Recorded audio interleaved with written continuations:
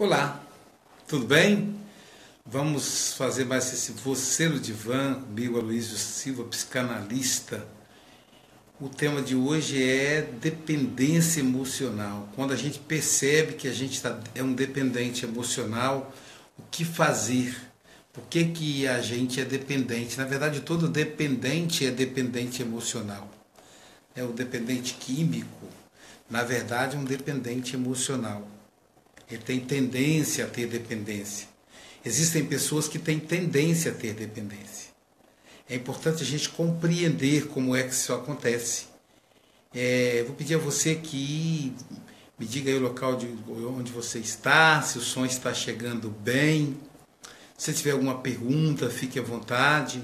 Estou vendo aí que a Carlinha Cavaleiro de Nova York, a Claudete Saraiva, já tem algumas pessoas já aí assistindo. Então eu quero que você me faça alguma pergunta, enfim, diga qualquer dúvida com relação a esse assunto. Então, dependente emocional. De onde vem a dependência emocional? Há um momento em que nós somos dependentes. De acordo com o Sigmund Freud, há um momento que nós somos dependentes. E esse momento se dá exatamente na fase oral, na fase do aleitamento, na fase da amamentação. Nós somos dependentes da nossa mãe. E essa é uma fase de dependência. A independência, ela começa na fase anal, quando a criança já consegue ir sozinha ao banheiro, quando ela não precisa mais usar fralda. Então não precisa que ninguém mais troque a fralda dela. E à medida que ela vai crescendo, ela vai ganhando autonomia. Ela vai ganhando autonomia. E vai então aprendendo a cuidar de si. A dependência emocional, ela nasce a partir de duas situações. Ou o abandono, em dado momento, a criança ela é abandonada pela mãe ou pelo pai, ou pela uma pessoa muito próxima, a pessoa que cuida dela. E isso vai fazer com que ela ganhe uma insegurança na vida. Ou então, é aquela mãe super protetora, o que o Freud chama de mãe esquizofrogênita. Seria aquela mãe que não descola do filho. Aquela mãe que está o tempo todo com o filho, que não desgruda dele um segundo. Então essa mãe, por que o Freud chama de mãe esquizofrogênica? Porque essa mãe diz para o filho que o mundo exterior não é um mundo bom para se viver. Ela abandona o mundo dela para ficar no mundo da criança. E com isso a criança aprende a abandonar o mundo externo também. Então o Freud vai dizer que o ideal para uma criança é a mãe abandoná-la. É a mãe avisar, abandoná-la no sentido figurado da palavra, é claro. Mas é a mãe dizer para ela, olha, mamãe tem que trabalhar, mamãe tem que ir para a escola, mamãe vai na rua. Essa coisa de eu volto logo, essa mentira, cria na cabeça da criança uma imagem de fantasia, de que a criança vai voltar logo, e ela perde a noção do tempo, criando transtorno de ansiedade na vida adulta. Então, olha, mamãe vai trabalhar e só volta de noite. Mamãe vai te deixar agora na escola e só volta para te pegar quando você sair da escola, quando terminar a aula. Então aí a criança vai se acostumando a ficar fora da mãe, longe da mãe. E aí também, a autonomia pode ser dada também na infância a partir de alguns passos sozinhos. A criança pode, quando ela aprende a andar, ela vai andar dentro de um espaço delimitado. Depois ela vai andar pela casa toda. E quando ela fizer alguns aninhos, ela pode brincar com o coleguinha do lado. Vai até no primeiro quarteirão, mais tarde, aos 5, 6 anos, aos 7 anos. E assim, daqui a pouquinho para a escola. Surge aquele momento que a criança quer ir de bicicleta. E aí é um problema quando a criança está perto de casa. E aí é um problema para a família, que a família fique segura. Então, a criança vai ganhando autonomia ao longo disso. E principalmente os momentos de desafios, né? É muito bom quando a criança, por exemplo, participa de escoteiro, né? Desbravador, esses grupos em que a criança vai acampar, em que a criança vai sair com grupos, né? Que assim ela vai aprendendo a se virar, vai aprendendo a ganhar autonomia, vai ser um adulto seguro, autônomo, né? Então isso para diminuir essa dependência. Ao contrário disso é o mimo, né? É o capricho, que aí é os pais que ficam o tempo todo em volta da criança. Aos 5 anos, a criança desenvolve o complexo de Édipo e ela se liga ao sexo oposto. A menina se liga ao pai, se apaixona pelo pai, o menino se apaixona pela mãe. E aí, a partir nesse momento, cria-se um vínculo ali também. E como vai ser conduzido isso, vai gerar uma situação de dependência ou independência emocional mais tarde. Um outro processo também que gera dependência, pode gerar uma dependência emocional, é a relação do pai com a mãe. Então, por exemplo, aquele pai que é muito controlado pela esposa, que não tem autonomia, que tudo a esposa que resolve dentro de casa, o menino que vê o pai nesse comportamento, ele tende a procurar uma mulher da qual ele vai se tornar dependente também. E a menina vai procurar tende a se casar com um homem que vai ser dependente dela. Então também essa questão do complexo de Édipo. Porque como a menina casa com o pai e o menino casa com a mãe, isso no sentido figurado, tá, gente? Então casa com uma figura que se pareça emocionalmente com o pai dela. Então se o pai dela era uma pessoa muito dependente da mãe, ela tende a casar, a procurar um homem que seja dependente dela. E o menino tende a procurar uma mulher que mande nele, que ele seja dependente dela, porque já que a mãe mandava no pai. Então, também isso vai criar essa característica. Aquela mulher muito dependente do marido, que o marido resolve tudo, né? É claro que isso tende a diminuir, né? Tende a diminuir porque os casais, cada vez mais, eles dividem as atividades, dividem as coisas, dividem os afazeres, dividem as obrigações, dividem a responsabilidade. E isso faz com que os filhos cresçam mais independentes, percebendo que os pais são independentes, são autônomos. Então a imagem do pai e da mãe é muito importante para os filhos. Não a imagem que eles têm que passar, mas a imagem que eles representam. Uma adolescente, certa feita, me procurou, eu achei uma gracinha, ela veio aqui no consultório para fazer uma sessão de terapia, e ela me disse assim, por que todos os meus relacionamentos são com dependentes, são com rapazes com problemas? E assim, né, ela deve ter 16, 17 anos, aí todos os meus relacionamentos, falei, nossa! E aí eu digo, me explica isso aí. Lógico que, né, eu conversei sério, me explica isso daí. Aí ela me disse, o meu primeiro namorado era dependente, eu comecei a namorar com ele, depois eu descobri que ele usava drogas. E aí eu terminei com ele. E aí passou um tempo, e eu arrumei um outro namorado, que era uma pessoa legal, mas que com o tempo eu percebi que ele bebia muito. Mas ele bebia muito mesmo, ele bebia de manhã, de tarde, de noite, final de semana. Então eu percebi que ele era um dependente de álcool. E aí eu terminei com ele. E aí, passado um tempo, eu arrumei um outro namorado. E esse namorado, dizia a jovem, tão experiente, né? Dizia a jovem, esse namorado, ele é muito dependente de mim. E isso me incomoda muito, porque me traz insegurança. Como é que eu vou me casar futuramente com uma pessoa assim? um homem que seja dependente de drogas, dependente do álcool ou dependente emocional. Aí eu disse a ela, como é que você vê o seu pai? E ela disse, não, papai é um homem trabalhador, é um homem bom, é um cara carinhoso.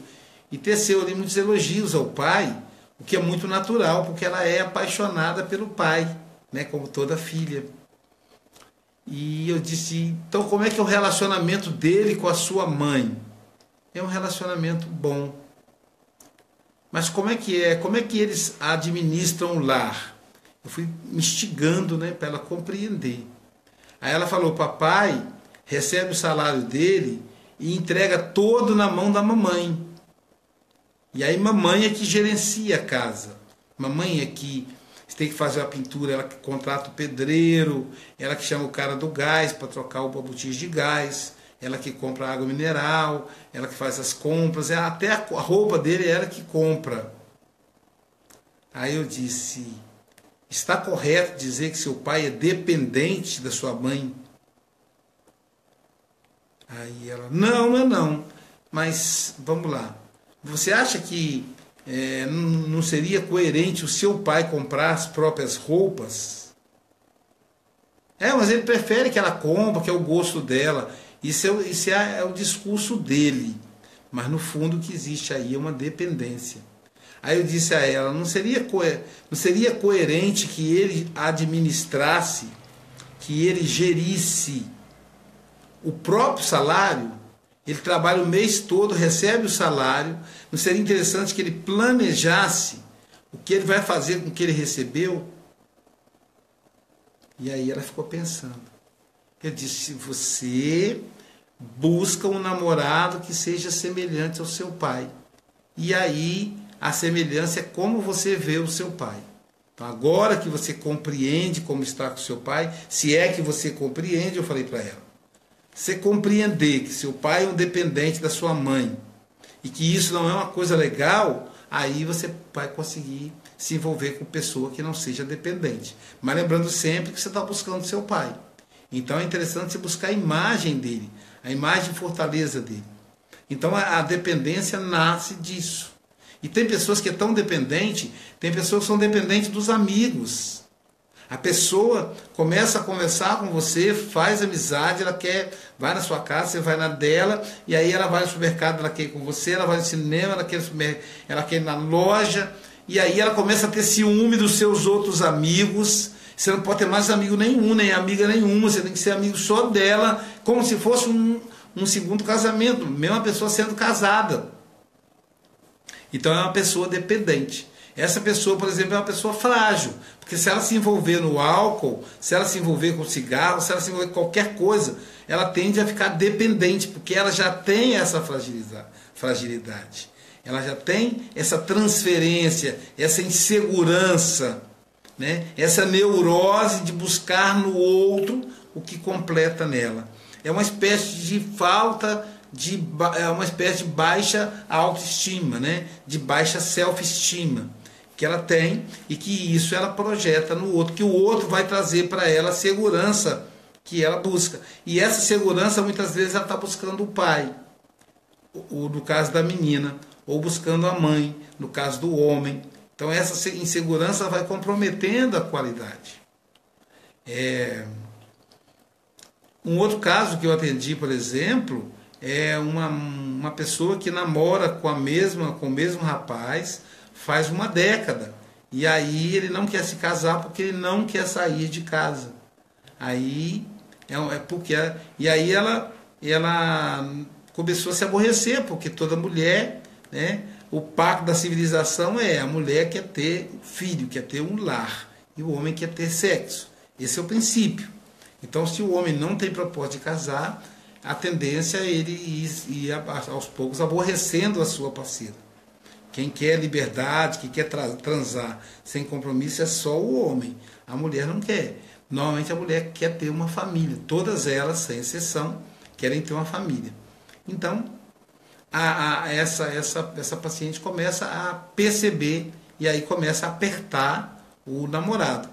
E aí o namorado fala para ela que não consegue, simplesmente não consegue, ele fica em pânico só da possibilidade de sair de casa. Quer dizer, é um dependente dos pais. Aí você fala, mas é porque ele deve ter 20 anos, 19 anos. Não, uma pessoa com mais de 30 anos, com quase 40 para variar. Então, um dependente dos pais. Não é dependente financeiro, porque ele trabalha, mas é um dependente emocional. A ponto, né, de... Então isso vai dificultando. E aí é um processo que ele vai ter que fazer terapia para ele poder vencer isso, né? Um outro caso de uma mulher com 55 anos que não saiu de casa, que mora com os pais. Não é uma pessoa solteirona. Ela teve relacionamentos duradouros de 10, 15 anos cada um deles. Quando chega na hora de casar, ela termina o relacionamento com o rapaz. E aí, dentro de casa, a mãe a trata como se fosse uma adolescente.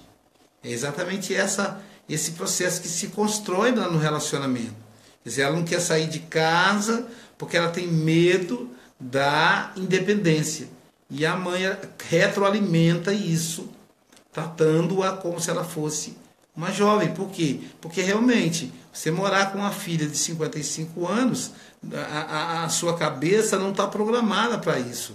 A civilização está programada para cuidar do filho até os 17, 20, 21, máximo 25 anos. Passou daí, não tem mais. Se o filho com 25 anos fica em casa, a tendência é ele se tornar retardado. O comportamento dele ficar infantilizado, né? Porque é como os pais sabem lidar. Os pais não sabem. Imagina, como é que você vai lidar com um homem de 40 anos dentro da sua casa, né? Com um filho de 40 anos, você não vai saber como lidar. Então a tendência é você tratá-lo como se ele tivesse 19, 17, né? E é o que acontece. E aí, qual a nossa sugestão nesse caso? Você tem que sair de casa, não tem jeito, né? Se os seus pais são idosos, aluga uma casa perto da casa deles, sei lá. Mas é importante você ter seu espaço, você ter hora para chegar e sair sem ter que dar satisfação a eles, porque isso constitui dependência, né? A vida de casal também, na fase da vai se adaptando até chegar o momento da autonomia. Você vai dizer para o outro, vai dar satisfação ao outro, dizendo para onde você vai, mas você não vai pedir ao outro para você ir. Você não tem que pedir ao seu marido, posso ir ao cinema, posso ir em tal lugar. Você tem que pedir à sua mulher, posso ir jogar futebol com os meus amigos? Não existe isso. Você é uma pessoa autônoma, uma pessoa adulta. Então você pode dizer, estou indo jogar futebol com os meus amigos. E se ela não gosta que você faz, você pode até dizer, eu sei que você não gosta, mas eu estou indo. Ou não vá, porque ela não gosta. Mas você não pode pedir para ir. Porque o fato de você pedir, se ela não gosta, ela vai continuar não gostando, não vai mudar. A gente acha que fazendo essa chantagem emocional vai mudar o outro, não tem como. Se o outro não gosta, não gosta.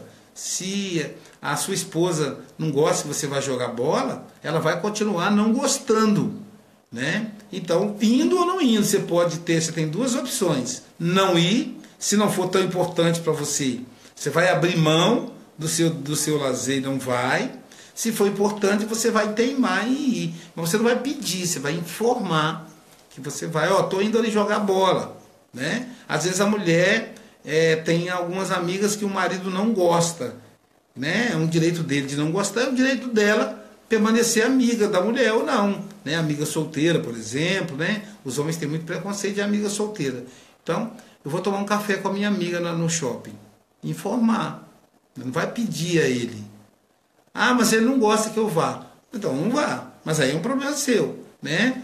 Vale a pena abrir mão do prazer para agradá-lo? Então, abra. Ou não vale a pena, né? Ou vou perder os meus prazeres, que também ninguém merece que você perca os seus prazeres em função dele. As pessoas têm que ser felizes ao nosso lado e não ser felizes porque está conosco.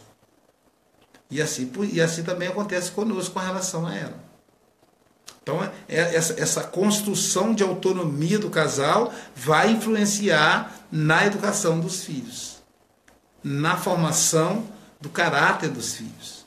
A partir do complexo de Édipo, começa a formação do caráter, né, do filho. E ele está ali acompanhando o seu relacionamento com o seu marido, com a sua esposa, ele está acompanhando ali, e isso vai definir a relação dele com o mundo.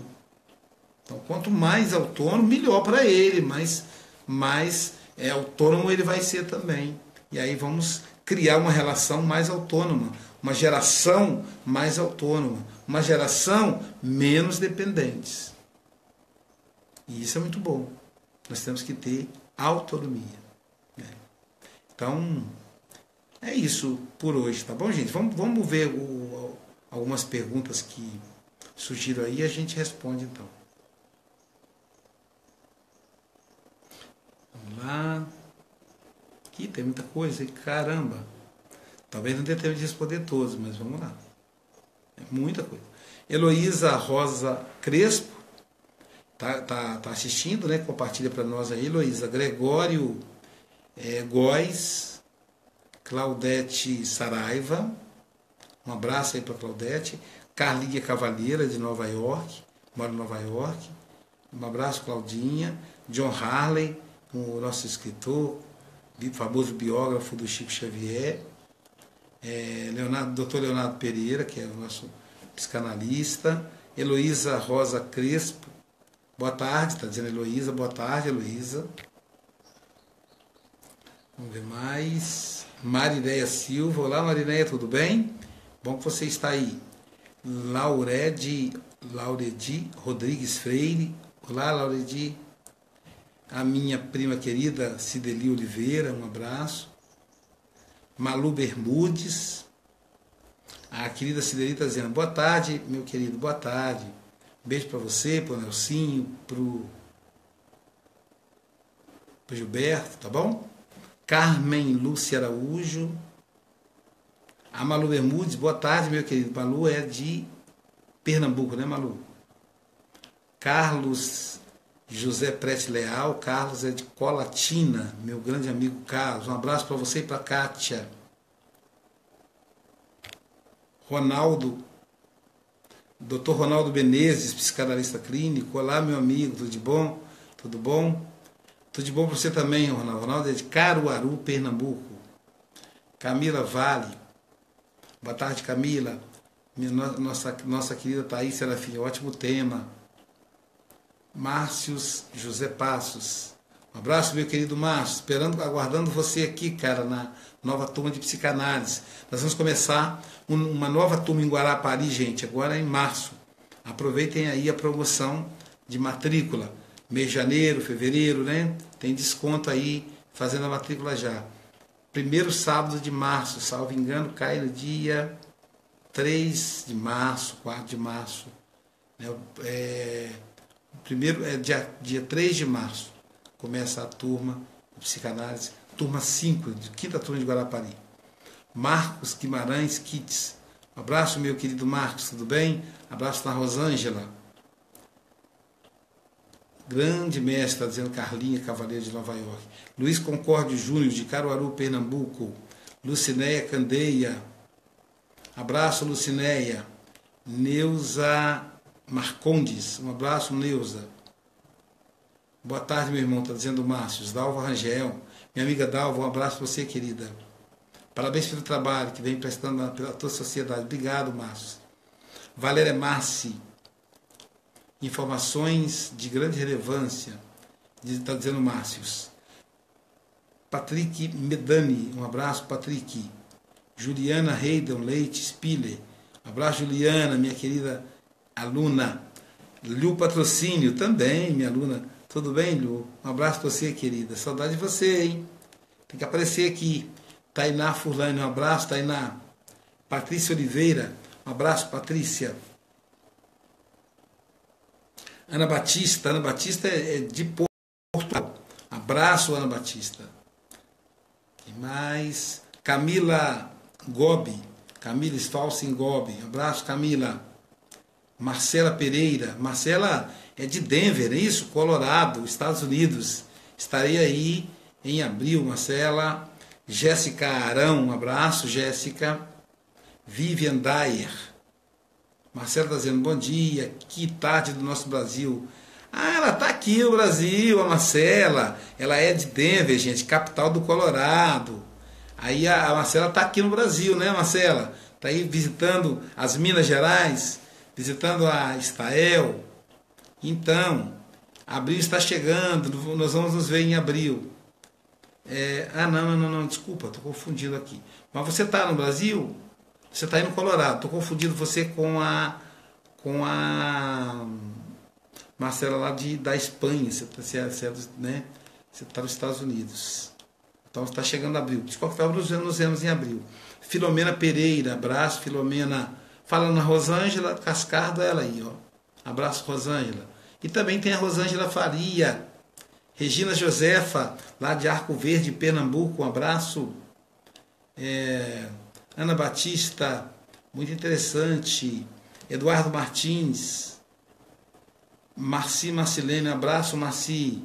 Ana Maria Metelli, boa tarde. Por isso, hoje sofro por ter sido dependente. Então, Ana Maria, o dependente ele tem esse efeito colateral, porque ninguém tolera dependência. O dependente. Porque as pessoas, quando se tornam dependentes, elas se tornam pessoas chatas. Ficamos muito chatos. E aí o outro fica incomodado. Imagina alguém que toda hora está te chamando para sair para algum lugar, você tem que ir, ele quer conversar e não para, e você não pode fazer outra coisa. Então isso se torna chato. Isso se torna chato com amigos, isso se torna chato no casamento. Né? No começo é bonitinho. A mulher fazer tudo para o marido. Deixa que eu faço isso, deixa que eu faço a barba, deixa que eu corte o cabelo, deixa que eu administre seu dinheiro, deixa que eu faço isso, faço aquilo, troco a botija de gás, troca a lâmpada, e o cara fica lá. E a mulher fazendo tudo. E isso no começo do casamento é uma gracinha. Né? Ela fala, eu amo tanto ele que eu vou deixar ele à toa para eu fazer tudo. Só que quando passa 5 anos, 10 anos, 20 anos, vai ficando cansativo. A pessoa vai se estressando, vai se cansando. A mesma coisa quando se dá o contrário também. Aquela mulher que não sai de casa para nada, o marido que leva no lugar, busca no outro, vai no supermercado, faz a compra, né? Ele que resolve tudo, ele que leva o filho na escola, matricula, tira documento disso, documento daquilo. Então ele fala, minha mulher gosta muito de ficar em casa, e ele vai fazendo tudo. Só que às vezes ele vai se cansando. Normalmente quem se cansa é o outro.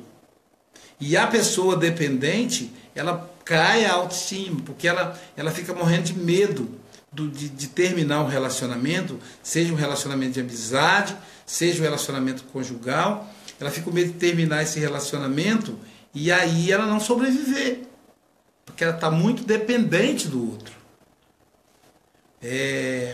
Tem um outro caso, agora me lembrei de um paciente que eu tive um tempo atrás, faz tempo. Esse até foi do exterior, né? Um paciente dos Estados Unidos. Ele foi morar com um companheiro, né? Ele é homossexual, foi morar com um companheiro e os pais dele têm posses, né? São pessoas ricas. E aí os dois resolveram dividir os custos do apartamento em Nova York. Só que quem pagava a parte dele eram os pais dele.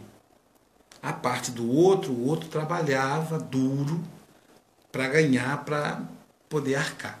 Então ele pagava metade, o outro pagava metade do aluguel, da água, da luz, da comida, de tudo. Só que com o tempo, o que aconteceu? O outro começou a dizer para ele que ele era um imprestável, que ele não servia para nada, que ele era um zero à esquerda, humilhava ele, E não era por questões financeiras, porque os pais dele, às vezes, até custeava quase tudo na despesa financeira. É porque o parceiro percebia que ele era um encostado nos pais. E aí jogava isso na cara dele, que ele era um fracassado, que ele tinha feito um curso superior, mas o curso não valia de nada. Isso foi dinamitando, isso foi implodindo a relação afetiva deles. Depois disso tudo, o companheiro quis terminar o relacionamento. E aí era um problema, porque ele não queria. Ele queria manter, ele amava o seu companheiro, mas sobretudo medo de perder. E aí, inevitavelmente, o casamento dele se rompeu. E aí ele ficou muito mal. Financeiramente não houve problema nenhum, porque aí olha só, ele era tão ligado aos pais, tão dependente dos pais, sabe o que aconteceu? Terminado o relacionamento, ele voltou para a casa dos pais. Não por questões financeiras, porque se ele quisesse, os pais davam condição para ele morar sozinho, mas por dependência, porque a dependência dele não era só financeira. A dependência financeira dos pais era um efeito colateral da dependência emocional. Porque uma pessoa de 30 anos, que é a idade dele, quando é dependente financeira, normalmente é um dependente emocional. A dependência financeira é só um efeito colateral, é só uma consequência da dependência emocional. E aí ele foi fazer terapia para ele se refazer, para ele se remontar, né, diante da perda. Primeiro fazer o luto da perda do relacionamento. E depois ele construiu uma relação de... Até hoje, ele está saindo da casa dos pais, está criando a sua independência.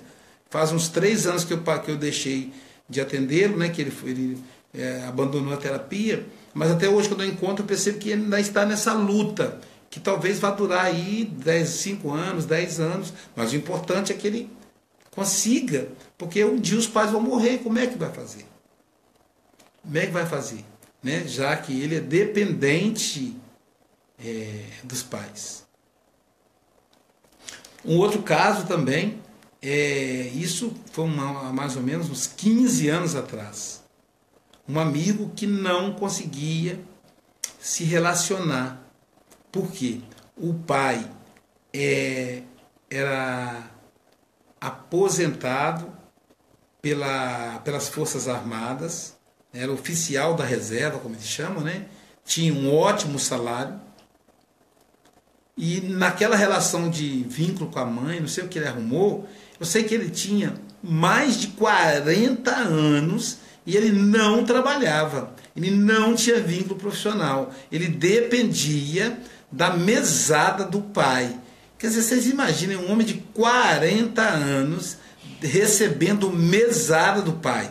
Para mim, um homem de 40 anos que recebe mesada, só se for quando você pega uma mesa daquela PVC e dá na cabeça dele. Aí seria mesada. Mas mesada, dinheiro, pô, ele no mínimo é um retardado, porque mesada a gente dá para criança, para o filho adolescente, e não para um homem de 40 anos. Resultado, era um fracasso total a vida amorosa dele. E ao perceber que a vida amorosa era fracassada, ele começou a tentar empreender, já que ele não tinha disciplina e nem tinha coragem de procurar um trabalho, procurar um emprego. E aí ele começou a montar loja de informática e não deu certo. E consertar computador não deu certo. Tentou consertar a geladeira, uma pessoa inteligente, também não deu certo. Fabricar vela, fabricar sabonete de cheiro, deu certo. Enfim, nada que ele fazia dava certo. E aí a última, ele namorou com uma mulher. Essa já era uma mulher separada, tinha filho, cuidava do filho, professora, né, diretora, enfim, uma pessoa que tinha, uma pessoa proativa, uma pessoa para frente, uma pessoa para cima, uma pessoa bem-sucedida na vida profissional e também uma pessoa independente. Quer dizer, eu penso que ele procurou naquela mulher uma mãe. né? E aí, só que a mulher um dia falou para mim, não, olha só, eu amo ele, Aloysio, mas o problema é que ele não tem futuro, ele é um homem fracassado. Ela usou esse termo. Então, como é que eu vou me relacionar com uma pessoa fracassada? Uma pessoa que eu não admiro, uma pessoa que não merece o meu respeito. Então, eu vou terminar com ele. E aí terminou. E aí ele ficou muito mal. Ele pirou, ele surtou. E eu achei que ele ia ser internado no sanatório. E aí dessa dor muito grande do rompimento com essa mulher, que logo depois conheceu um homem, um professor, um homem trabalhador para frente, e aí o cara proativo, bem sucedido, enfim, casou com o cara e ele perdeu. E aí ele fez um concurso público, passou no concurso público, se tornou um funcionário público, e aí aos poucos ele foi nas obrigações de cumprir horário, etc., foi ganhando autonomia. Aí o pai morreu, a mãe morreu também, porque aí não tinha mais onde ele ter quem bancasse ele. E aí, passado um tempo, ele conheceu uma mulher diferente da ex, com quem se casou e formou uma família. Conseguiu se libertar dessa dependência. Mas era uma pessoa extremamente dependente. Isso criou nele uma instabilidade emocional horrível.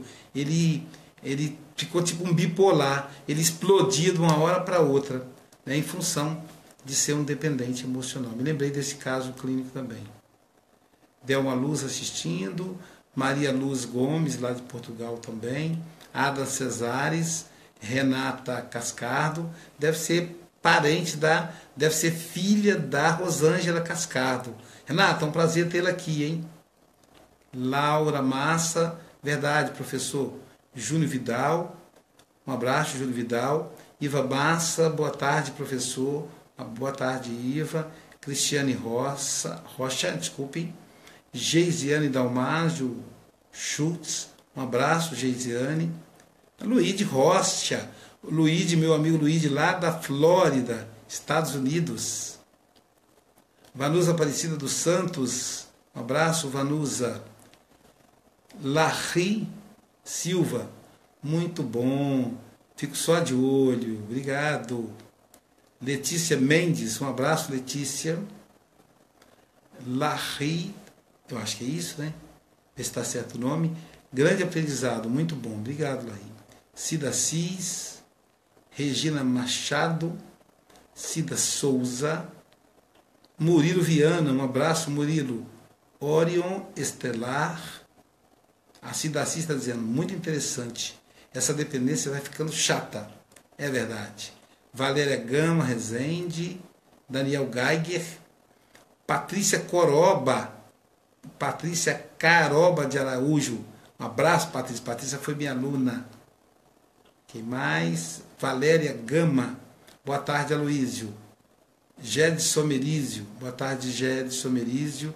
Paulo Guliar, lá de Leopoldina, abraço, Paulo. Stefan Romualdo, de Juiz de Fora, é isso, Romualdo? Abraço. Cris Franco, de Leopoldina. Jandira Emetério, um abraço, Jandira. Então, meus amigos, vamos então encerrando mais um Você no Divã nessa tarde, em que abordamos o tema dependência emocional. Então, compartilhe esse vídeo, pode baixar no YouTube, compartilhe o link pelos amigos com o WhatsApp. Lembrar que a gente tem um aplicativo, né? Se você quiser, você pode baixar o aplicativo Psicanálise Aloysio, e lá você vai encontrar todos os meus vídeos. Está na Play Store, né? No quem tem aí celular, smartphone, Android. Ok? Um abraço, namastê, Deus em mim e em você. Nils Araújo entrando aí, um abraço, fiquem quietos com Deus.